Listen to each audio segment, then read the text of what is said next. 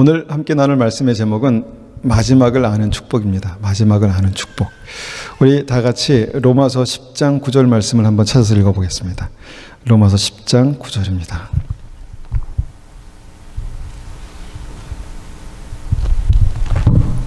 로마서 10장, 우리가 로마서를 읽고 있죠, 지금. 로마서 10장 9절입니다.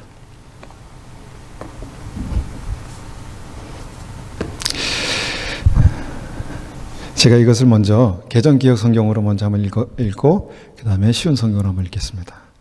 내가 만일 내 입으로 예수를 주로 시인하며 또 하나님께서 그를 죽은 자 가운데서 살리신 것을 내 마음에 믿으면 구원을 받으리라.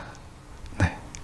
쉬운 성경으로 한번 더 읽겠습니다. 여러분이 만일 여러분의 입으로 예수님은 주님이시다라고 고백하고 또 마음으로 하나님께서 그리스도를 죽은 자들 가운데서 다시 살리신 것을 믿으면 여러분은 구원을 얻을 것입니다. 아멘. 날마다 예수님을 나의 구주로 그렇게 고백하고 그 믿음으로 사시는 우리가 되기를, 여러분이 되시기를 축원합니다. 그렇게 되시기를 바랍니다. 여러분, 예수님께서 나의 구주가 되시는 믿음이 구원받는 믿음입니다. 날마다 이것이 우리의 삶으로 나타나는 것이죠. 우리의 입술로 고백하고 우리의 눈빛으로 고백하고 우리의 삶으로 고백하며 정말 하나님께서 말씀하신 그 구원을 경험하는 게 믿음의 삶입니다. 그런데 이 말씀을 우리가 정확히 이해하면 현재 예수님은 주님이시다라고 고백하는 사람, 현재 예수님은 주님이시다라고 고백하는 사람은 You will be saved. You will be saved. 구원을 받게 될 것이다 라는 말씀입니다. You will be saved. 그러니까 현재 날마다 우리가 예수님은 주님이시다라는 고백이 우리의 삶을 구원의 삶으로 그렇게 완성해 나가게 된다는 것입니다.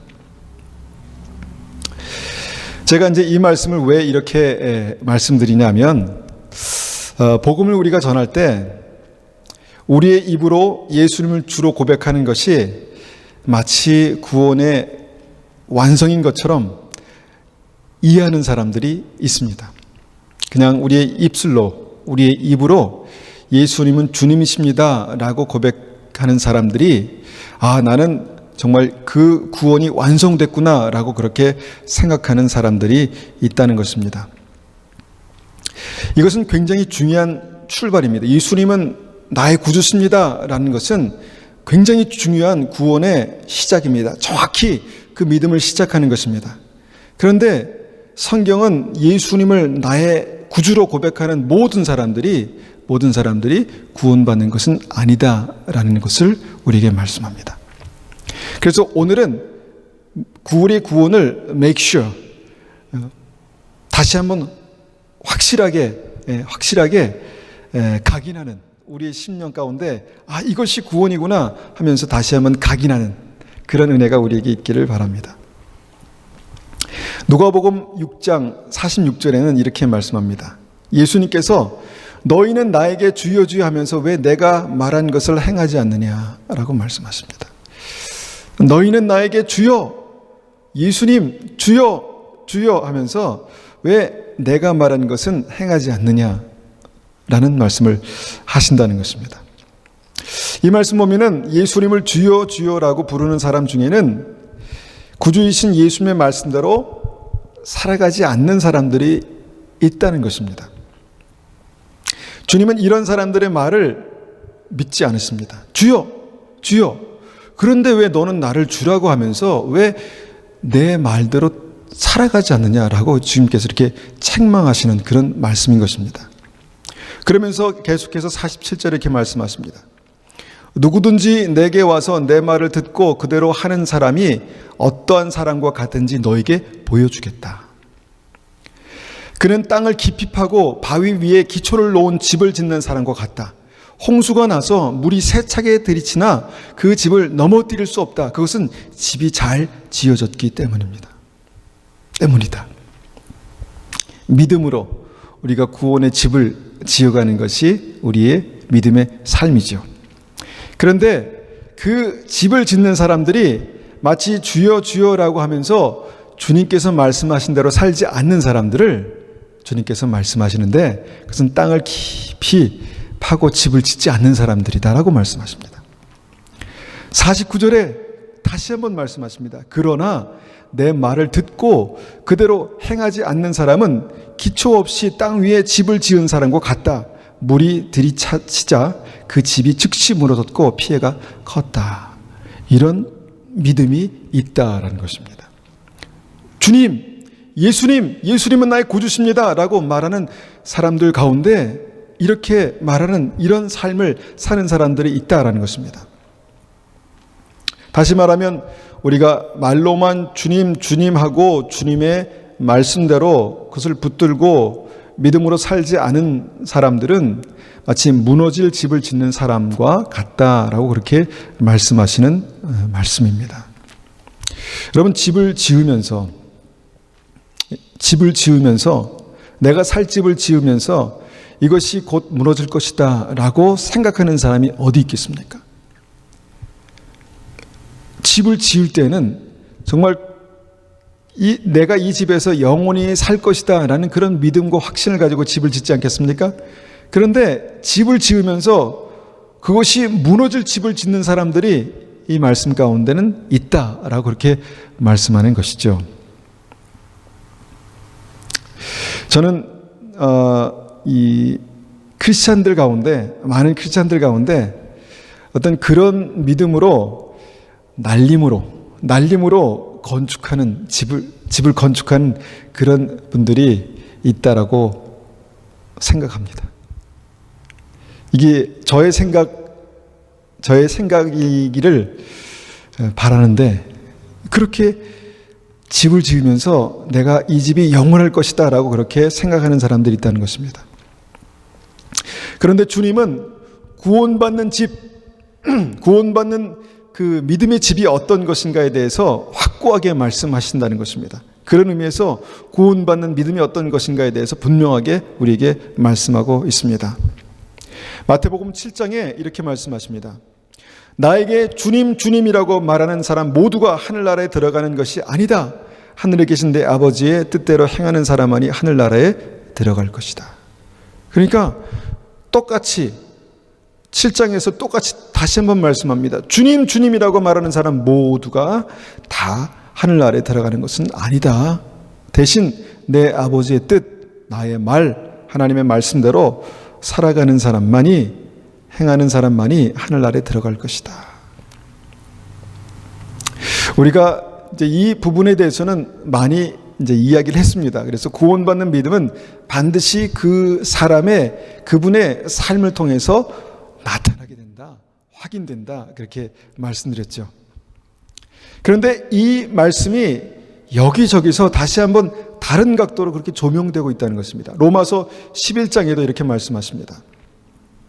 11장 20절에 보니까 이것은 100번 지당한 말입니다.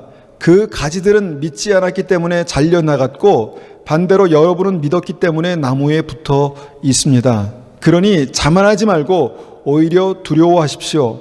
하나님께서 원래 나무에 붙어 있던 가지들도 아끼지 않으셨다면 여러분도 아끼지 않을 것입니다. 그러므로 하나님의 인자하심과 엄격하심을 깊이 생각하십시오. 넘어진 사람들에게는 하나님의 엄격하심을, 여러분에게는 하나님의 인자하심을 보이셨습니다. 여러분이 계속해서 하나님의 인자하심에 머물러 있으면 하나님께서도 인자하심을 베푸실 것입니다. 만일 하나님의 인자하심이 계속 머물러 있지 않으면 여러분도 잘리게 될 것입니다. 이런 말씀은 우리가 싫습니다. 의뢰가 안 됩니다. 인자하심과 엄격하심을 생각하고 두려워하라고 말씀하시면서 이스라엘 백성들과 이방인을 설명하시면서 하신 말씀인데, 이스라엘 백성들이 그 생명에서 잘린 것처럼 우리가 이 주님의 생명나무에 붙어 있다가도 그 인자하심에 머물러 있지 않으면, 주님의 엄하심을 기억하지 못하면 잘리게 될 수도 있다라는 말씀을 하신다는 것이죠. 어떤 분들은 이런 말씀을 언급하기를 싫어합니다. 이 말씀을 얘기하기도 싫어합니다. 그런데 분명하게 이 말씀에서 우리에게 말씀하신 것이 뭐냐면, 그 인자하심에 머물러 있지 않으면, 주님의 인자하심에 머물러 있지 않으면, 주님과 함께 머물러 있지 않는 믿음이면, 다시 말해서 우리가 이전에 말씀드렸듯이 자기를 부인하고 자기 십자가를 지고 주님을 따르는 삶이 아니면 주님의 몸에서 잘리게 되는 불상사도 생기게 되니 주의하라, 두려워하라, 그렇게 말씀하시고 있습니다.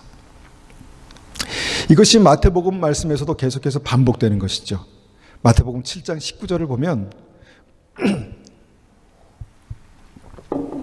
좋은 열매를 맺지 못하는 나무는 모두 잘려서 불 속에 던져진다. 그러므로 열매를 보고 그들을 알 것이다.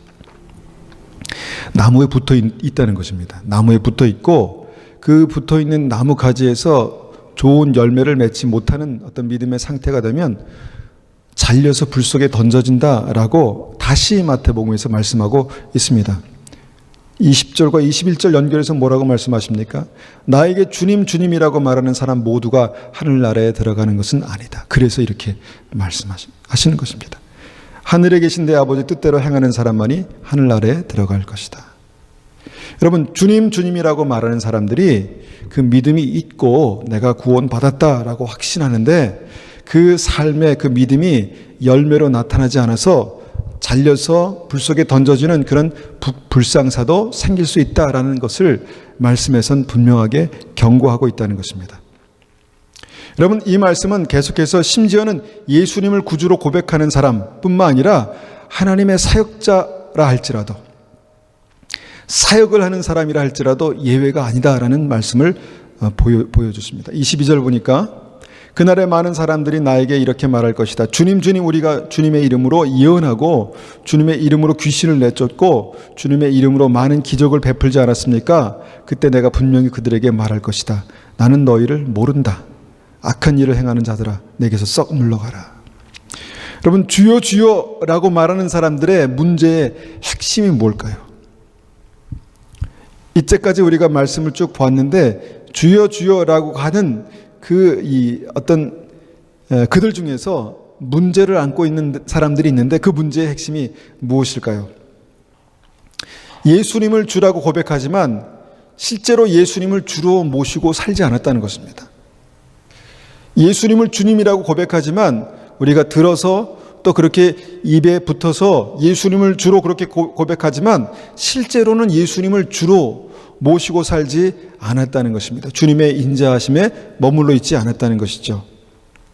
입으로는 주님이라고 하지만 실제로 내 삶의 주인은 나입니다. 나입니다. 나. 그런 삶이 되었다는 것이죠. 예수님, 나의 구주, 나의 하나님, 나의 주님이라고 고백하지만 나의 삶의 주인은 따로 있었다는 것입니다. 그래서 로마서 10장에 주여 주여 하는 사람이 로마서 6장에 주님과 연합하는 죽음에 이르는 세례를 몰랐다는 것입니다. 그리고 로마서 11장에 주님의 몸에서 잘라내시기도 하시는 주님의 엄격하심에 대해서 생각하지 않았다는 것입니다. 그래서 로마서 10장이 6장과 11장과 이렇게 균형이 맞아 들어갈 때 여러분, 우리의 삶에 그 구원이 실제가 되는 것입니다. 주님께서는 그 사람들에게 대한 마지막 대답이 뭐냐면 나는 너희를 모른다입니다. 나는 너희를 모른다. 우리는 주님을 알죠. 우리는 주님을 압니다.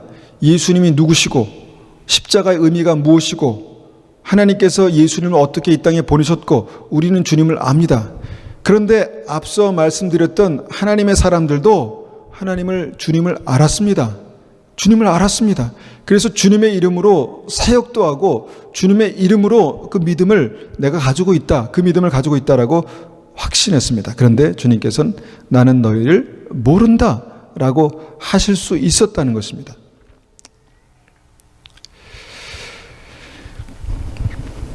여러분, 우리가 늘 강조해도 지나치지 않는 것이 뭐냐면 생명을 얻는 믿음이 삶으로 나타나지 않을 때 그 믿음은 죽은 믿음입니다. 생명을 얻는 이 놀라운 믿음이 우리의 삶으로 그 열매로 보여지지 않을 때 천국에 들어가지 못하는 죽은 믿음이다라는 것입니다. 저는 이들을 이렇게 생각합니다. 저는 이들을 거의 구원받은 사람들, 거의 구원받은 사람들입니다. 그 구원의 꽃은 피었는데, 그의 삶에 구원의 꽃은 피었는데 꽃이 떨어져 버린 사람들, 열매를 맺지 못하는 사람들이라는 것입니다. 안타까운 믿음입니다.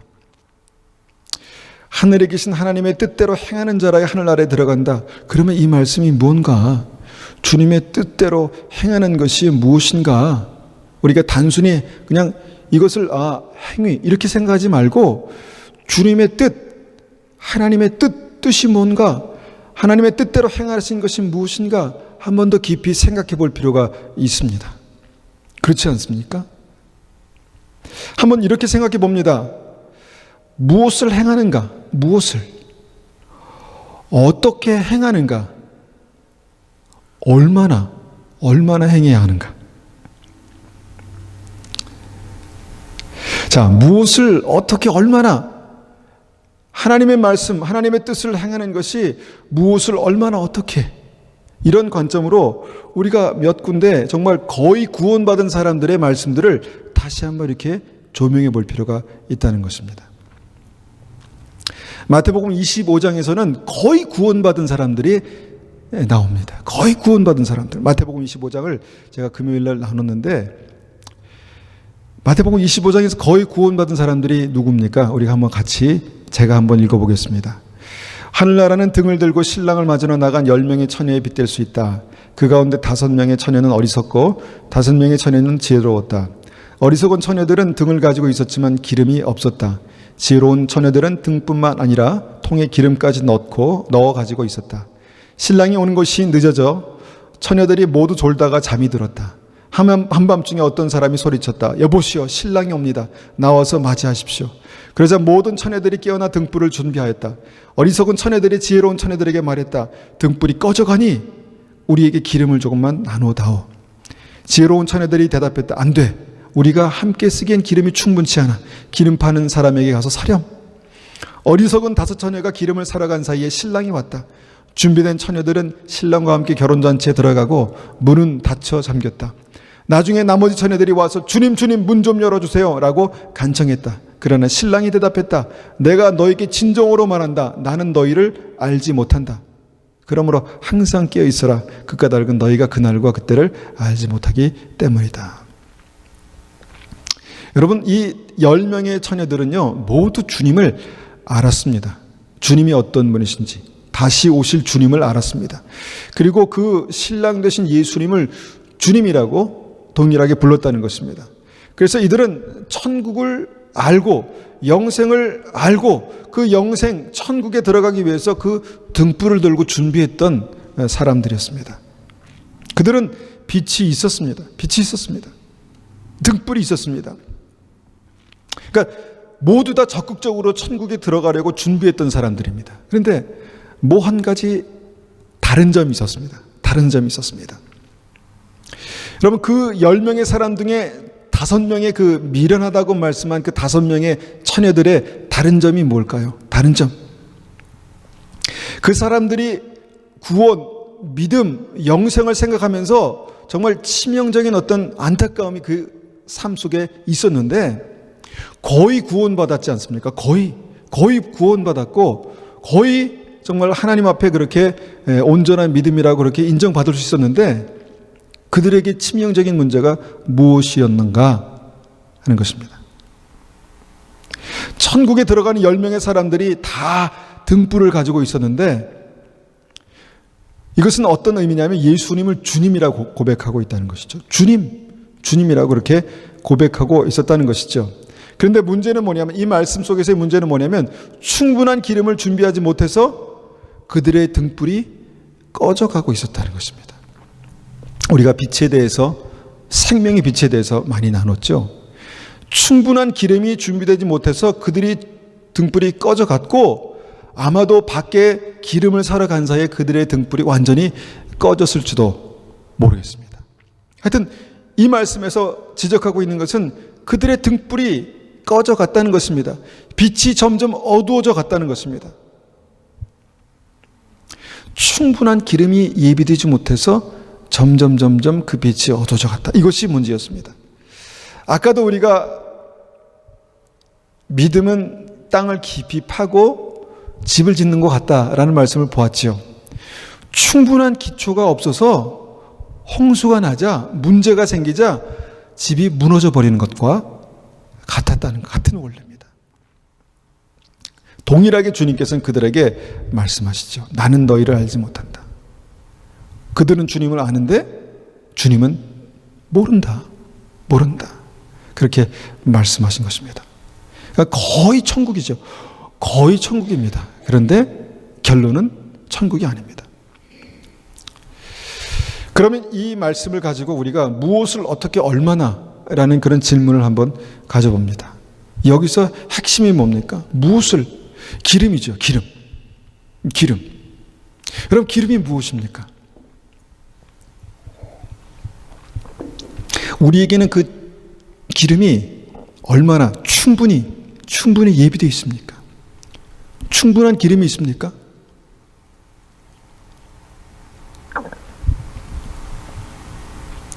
어떻게 충분한 기름을 삽니까? 어떻게? 살아. 대가를 지불하고 살아. 이게 제가 금요일날 나눈 말씀이었습니다. 무엇을 어떻게 얼마나 주님의 말씀을 붙들고 우리가 살아야 합니까? 기름을 충분히 예비될 때까지 대가를 지불하고 살아라고 말씀하십니다. 살아. 여러분, 이 말씀을 여러분 중요하게 새기시기 바랍니다. 왜냐하면 우리는 다 예수님이 누구신지 아는 사람들이고 예배를 드리러 이 자리에 나온 사람들이고 그렇습니다. 결론적으로 이 말씀의 핵심은 뭐냐면 그들의 믿음은 등불을 들었지만 기름이 충분히 예비되지 못해서 점점 그 등불이 꺼져갔던 사람들입니다. 삶이 점점 어두워져 갔다는 것이죠. 등불이 꺼져간다는 것은 빛이 점점 꺼져간다는 것은 어둠이 임하는 것이죠. 이것과 관련해서 우리가 그 생명의 빛에 대해서 나눴잖아요. 생명의 빛. 여러분, 우리 안에 충분한 기름이 있는지 없는지는 겉으로 봐서는 보이지 않습니다. 그죠? 보이지 않습니다. 집사님이 기름을 몇 리터나 준비하셨는지, 예? 제 아내가 몇 리터나 준비했는지 그거 어떻게 알겠습니까? 그런데 알 수 있는 방법이 있습니다. 여러분, 은혜가 충만한 사람들 보면 얼굴에서 빛이 난다 그러잖아요. 그죠? 얼굴에서 빛이, 특별한 피부 조직을 가졌습니까? 아니에요. 은혜가 충만한 사람들에게는 빛이 나는 것입니다. 예? 눈이 반짝반짝 빛나는 것입니다. 눈이. 근데 꺼져가는 등불은 뭡니까? 예. 어제 팔려 남은 그 동태처럼 그렇게 되는 것이죠. 저도 그럴 수 있습니다. 저도 어떨 때는 얼굴이 빛이 납니다.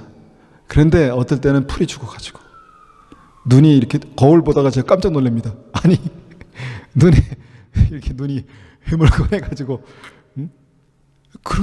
그렇게 된다는 것이. 그냥 제가 이렇게 그냥 우스갯소리로 말씀드렸지만 여러분, 그분의 삶을 보면 그것이 빛인지 어둠인지를 알 수 있습니다. 저의 말이 빛인지 어둠인지를 우리 아이들도 알고 아내도 알 수 있습니다. 그죠? 여러분, 조심하죠. 우리가 조심하잖아요. 말 조심, 실수하지 않으려고. 그럼에도 불구하고 이 보지불식하는 그냥 어둠이 나오는 거예요. 어둠이 나오고. 또 하나님께서 우리의 삶 속에 함께 계신다고 늘 말하는데 이것이 빛의 역사, 생명의 역사가 되어야 되는데 그렇지 않습니까? 그런데 어둠이 있다면은 이거는 위험한 것이죠. 지금 어둠이냐 빛이냐를 우리가 얘기하자는 게 아니라 기름에 대해서 얘기하는 것입니다. 기름이 무엇입니까? 기름. 저는 경험적으로 기름이 기도할 때 예비되더라고요. 기도할 때. 주님 앞에 나와서 믿음으로 예배 드릴 때 예비가 되더라는 것입니다. 제가 기름이 가장 막 쏟아질 때가 있습니다. 여러분 그런 경험 있습니까?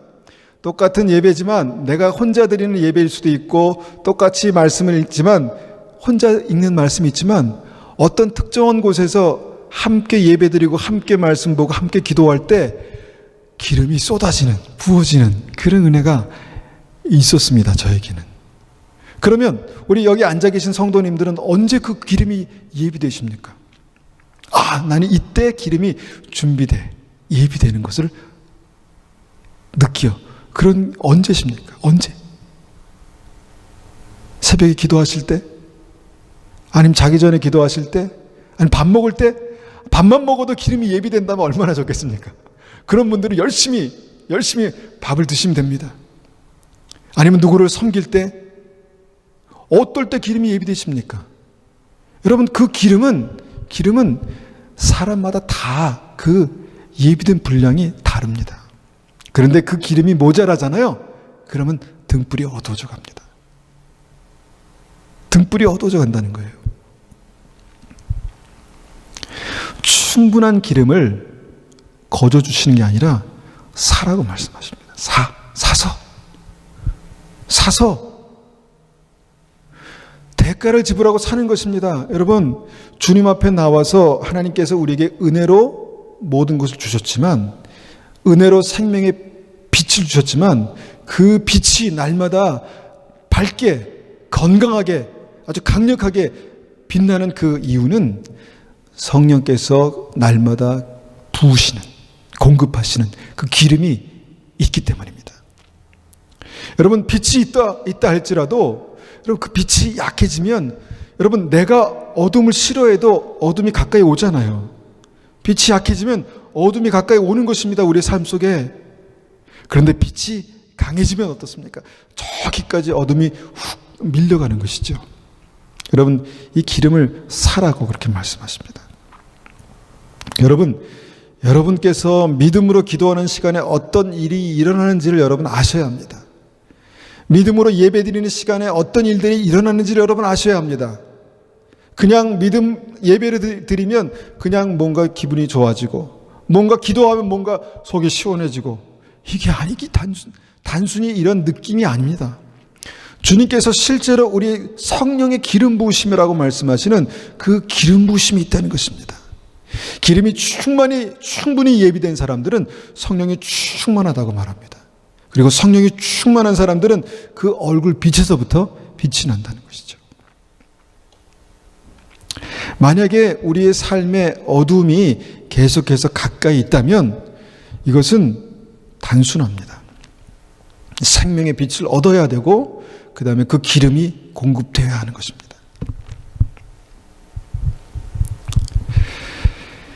여러분 그럼에도 불구하고 우리의 그 기도, 우리의 예배 이것은 많은 삶의 우선순위에서 밀리게 됩니다. 무엇이 중요한가? 1번부터 10번까지 한번 적어보십시오. 내게 기름이 충분히 예비되는 사람들은 그 우선순위가 그렇지 않은 사람과 다릅니다. 우선순위가 다른 것이죠. 나는 주님 앞에 기름을 예비하는 것이 너무너무 소중하기 때문에 중요하기 때문에 내 우선순위에서 이것은 내가 양보할 수 없어 라고 하는 분들의 삶에는 계속해서 기름이 예비되는 걸 볼 수 있습니다. 그게 제 눈에도 보입니다. 그런데 그의 삶 속에 어둠의 역사가 있는 사람들은 기름이 예비될 시간이 없어요. 너무 바빠서 시간이 없습니다. 막 어떨 때는 제가 뭐라 그래야 되나 속상한 것을 넘어서서 막 절망적이에요. 절망적인 마음이 듭니다. 어떻게 하면 저분의 삶 속에 하나님의 성령의 기름이 충분히 예비될 수 있을까? 물론 바쁜 거 알고 또 상황들을 알지만 여러분 그것이 이 말씀에서 우리가 붙들어야 되는 핵심입니다. 핵심입니다. 우리의 믿음은 제가 보니까 일주일에 한 번 드리는 예배로는 충분하지 않습니다. 충분하지 않습니다.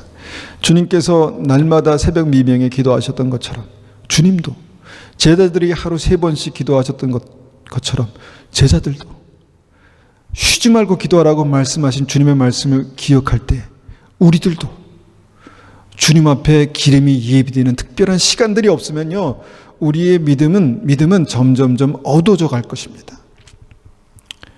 멀리 생각하지 않고 우리의 감정만 한번 생각해 보세요. 감정. 여러분, 우리의 믿음이 소망입니까? 우리의 믿음이 기쁨입니까?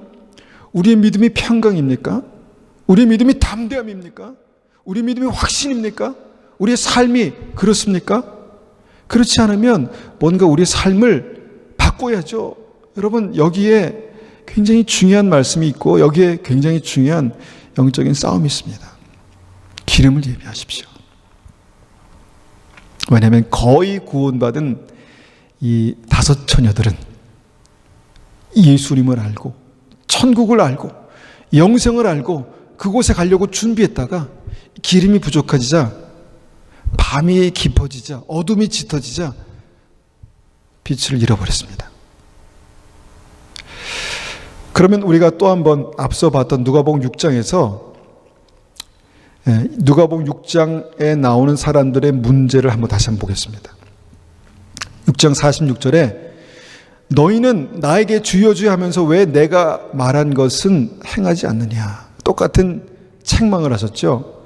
주님이라고 거의 구원받은 자들에게 말씀하십니다. 너희들은 나에게 주여 주여 하면서 왜 내가 말한 것을 행하지 않느냐. 그럼 이들의 문제가 무엇인지를 다시 한번 잘 보겠습니다. 47절에 누구든지 내게 와서 내 말을 듣고 그대로 하는 사람이 어떠한 사람과 같은지 너희에게 보여주겠다. 그는 땅을 깊이 파고 바위 위에 기초를 놓고 집을 짓는 사람과 같다. 홍수가 나서 물이 세차게 들이치나 그 집을 넘어뜨릴 수 없다. 그것은 집이 잘 지어졌기 때문이다. 그러나 내 말을 듣고도 그대로 행하지 않는 사람은 기초가 없이 땅 위에 집을 지은 사람과 같다. 물이 들이치자 그 집이 즉시 무너졌고 피해가 컸다. 여러분, 이들에게 말씀하시는 그 행함에 있는 믿음이 무엇일까요? 무엇을 얼마나 어떻게 한번 생각해 보시기 바랍니다.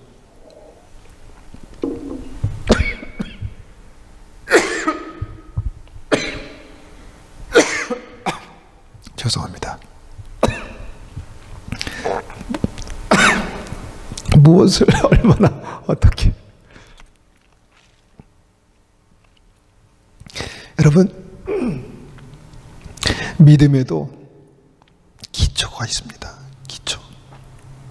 그런데 이들은 믿음의 기초가 없었습니다. 믿음의 기초가 없었다는 것입니다. 얼마나 여러분, 기초를 팔 때 여러분 그 바위가 나올 때까지 성경의 말씀 보면 바위가 나올 때까지 땅을 깊이 파고 그 위에 기초를 놓아야 했습니다.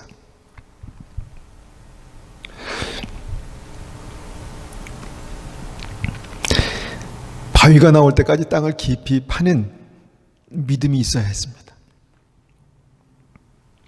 어떻게?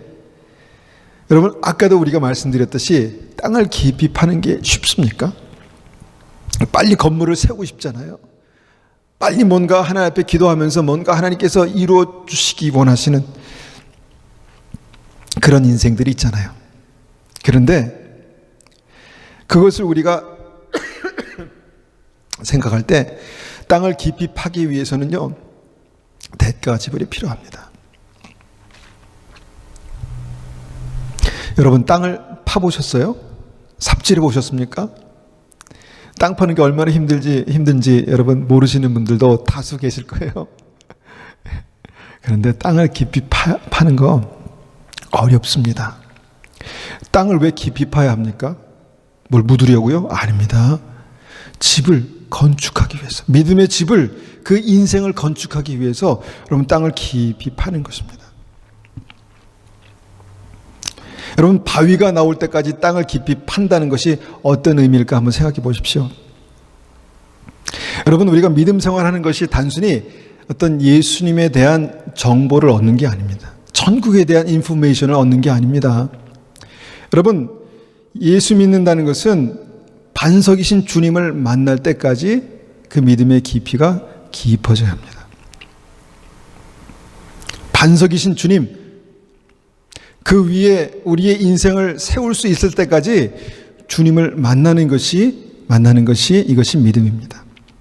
우리가 믿음이 조금 생기면 주님 이것을 해결해 주세요. 이 문제를 해결해 주세요. 그렇게 기도하잖아요. 주님, 나의 삶 속에 하나님의 축복이 있기를 원합니다. 나의 삶을 축복해 주세요. 그렇게 기도하잖아요. 그러니까 하나님께서 내 인생에 주님 그 믿음의 집을, 축복의 집을, 천국의 놀라운 하나님의 역사를 주님 세우십시오. 그렇게 기도합니다. 그런데 여러분, 기초가 없는 곳에 세워봤자 다 소용없습니다. 문제를 만나면 하루아침에 무너져요. 하루아침에. 내가 많은 은혜를 경험했다라고 하는 사람들이 보통 그런 경험이 많습니다. 많은 은혜를 경험했습니다. 하나님의 축복, 하나님께서 기도를 응답하셔서 놀라운 은혜를 경험했습니다. 그런데 믿음의 깊이가 없으니까 문제가 생기자 그냥 넘어져 버립니다. 그냥 쓰러져 버립니다. 여러분, 우리가 믿음의 반석이신 주님을 만날 때까지 말씀을 볼 때 우리가 말씀을 어떻게 봅니까? 성경을 공부하잖아요. 성경을 볼 때 그냥 깨달아 아는 것이 전부라고 생각하십니까? 아닙니다. 그 말씀을 묵상하고요.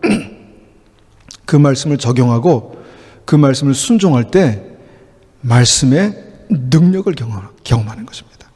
말씀의 약속을 경험하는 것입니다. 여러분, 말씀이 좌우의 날선 검과 같이 예리하다고 말씀하시잖아요. 여러분, 그런 경험이 있으십니까?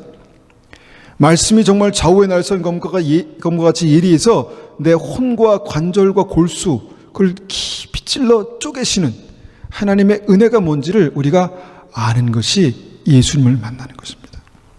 예수님이 길이요 진리요 생명이라고 들었습니다. 우리가 그것은 많이 들어서 익숙합니다. 그런데 정말로 예수님이 길이 되고 정말로 예수님이 생명이 되는 것이, 그것이 예수를 만나는 것입니다. 내게 인생의 길이 어디 있습니까? 라고 고민하고 힘들어할 때 이것이 길이구나 라고 서슴없이 주저없이 갈 수 있는 그 예수님을 만나는 것이 바로 깊이 파는 것입니다. 한두 번 들어서 예수님에 관한 정보를 한두 번 들어서 내가 안다, 예수님 만났다라고 하는 것은 오산입니다. 오해입니다. 여러분, 주님께서 우리의 삶 속에 반석으로 만나 주실 때 여러분, 그때에 믿음의 집이, 진짜 믿음의 집이 건축되는 것입니다. 진짜 믿음의 집이 건축되는 것입니다. 믿음의 사람, 하나님의 사람, 믿음의 거장, 하나님께서 쓰시는 사람, 여러분, 하나님에 관해서 알고 있는 지식이 풍성한 사람이 아니라 반석이신 주님을 그 인생 가운데 만날 때까지 그 인생 속에서 깊이 기초를 놓았던 사람들입니다. 여러분, 우리의 믿음이 이 시대, 돈이면 다 되는 이 시대의 그 물질 만능주의 홍수를 여러분 감당해낼 수 있을까요? 돈이면 다 되잖아요. 돈이면 다 되는 이 물질의 홍수, 이 시대를 여러분 우리가 감당해내고 믿음을 지킬 수 있을까요? 그렇지 못할 수도 있습니다. 지금은 괜찮지만 정말 물질의 홍수, 이게 확 삶을 몰아치면은 믿음이고 뭐고 다 없습니다. 그냥 믿음의 기억만 있을 뿐이지, 그냥 믿음의 흔적만 있을 뿐이지 훅 쓸어가 버린다니까요. 여러분, 지금 종교다원주의, 어떤 이 종교다원주의가 이 기독교를 지금, 기독교 믿음을 훅 쓸어가고 있습니다. 그런데 거기에 속한 많은 사람들이 그럴 수도 있다라고 생각한다니까요. 여러분, 이 시대에 여러 가지 그런 어떤 마지막 때의 홍수가 몰아치는데, 여러분, 성의 정체성의 홍수. 여러분, 요새는 정말 이 모던한 사고를 가진 사람들이 여기에서 이 성의 정체성에 대해서 이 시대가 말하고 있는 것을 그대로 받아들이는 사람입니다. 그렇잖아요. 고리타분한 답답한 사람이나 정말 하나님께서 성경에 말씀하시는 그 성에 대해서 그렇게 가지고 있지, 여러분, 점점 더 그렇게 될 것입니다. 그리고 북미의 많은 교단들이 그렇게 지금 가고 있습니다. 홍수입니다. 홍수. 믿음이고 뭐고 이게 훅 몰려고 들어가면 여러분 멀리서 막 이거 홍수 아니에요. 내 삶에 확 오면, 만약에 이것으로 말미암아 여러분의 삶에 불이익이 생기면, 핍박이 생기면 그 믿음을 지키시겠습니까? 그렇지만 믿음의 깊이가 없으면 다 떠내려갑니다. 지금은 세워져 있는 것 같죠? 지금은 깊이 파지 않아도 세울 수 있을 것 같습니다. 그렇지만 여러분, 이런 것이 우리의 삶에 훅 휘몰아치면 다 떠내려갑니다. 여러분, 세상 가치관은 어떻습니까? 이 가치관이 변하고 있습니다. 우리 아이들이 학교에서 배우는 그 세상적인 가치관이 성경적인 가치관과 이게 맞지 않습니다. 맞지 않습니다. 뭐 아이들만 그렇습니까? 지금 우리도 그렇지 않습니까?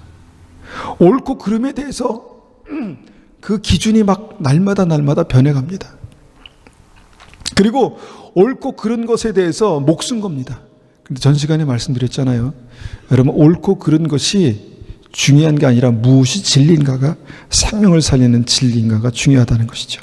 여러분, 그런 세상 가치관이 그냥 내가 이것은 옳아라고 그렇게 동의하는 그 순간 내 삶을 홍수처럼 슉 휘몰아친다니까요. 그래서 남는 게 믿음이고 뭐고 없습니다. 그냥 세상에 살아가는 그냥 사람일 뿐입니다.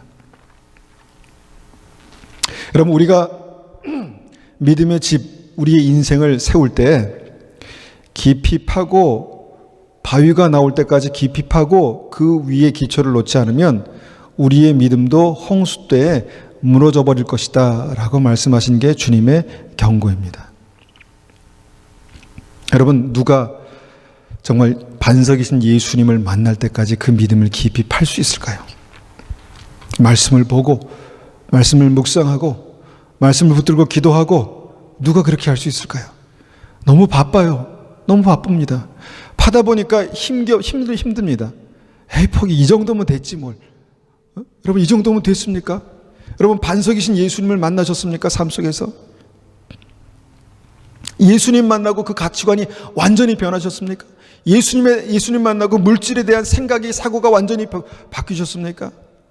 여러분, 반석이신 예수님 만날 때까지 그 인생에 여러분 그 기초를 깊이 파야 합니다. 놓아야 합니다. 여러분, 성경을 읽다 보면 예수님 만나고 그 삶에 깊은 기초가 있는 사람들의 그 이야기가 나옵니다. 빌립보서 3장 8절에는 이렇게 말씀합니다. 빌립보서 3장 8절, 바울의 고백인데요. 그것들뿐만 아니라 이 세상 그 어떤 것도 내 주 예수 그리스도를 아는 것과 비교가 되지 않습니다. 예수 그리스도를 위하여 나는 모든 것을 버렸습니다. 모든 것이 쓰레기처럼 아무런 가치가 없다는 것을 이제 압니다. 이로써 나는 그리스도를 알게 되었습니다. 자, 사도 바울은 그리스도를 안 것에 대해서, 내가 그리스도에 대해서 알고 있다라는 것에 대해서 이전에 내가 알던 것이 마치 배설물, 쓰레기처럼 되었다라고 그렇게 고백하고 있습니다. 여러분, 이전에도 제가 말씀드렸지만 이런 경험들을 해보셨습니까?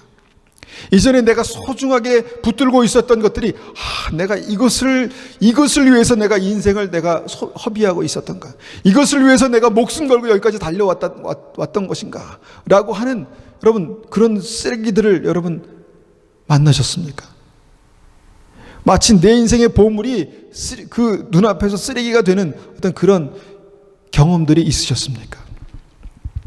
바울은 예수님을 만나자 그의 가치관이 이렇게 변했습니다. 세상에 대한 가치관이 이렇게 확 변했다는 것입니다. 여러분, 예수님이 가장 좋으십니까?